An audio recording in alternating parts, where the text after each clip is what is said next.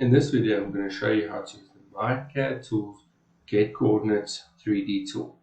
This tool allows you to export the coordinates and properties of feature points on your model to an annotation, or you can export it as a table. Go to myCADtools, select Get Coordinates. I'm going to select Create 3D Annotations.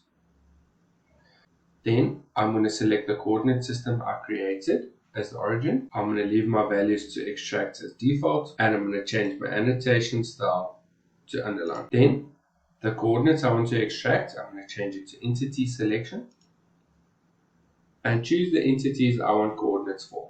After you click the entity, you will see the coordinates. Then continue selecting your components until you have all the coordinates you want. As you can see, the 3D annotations have been completed.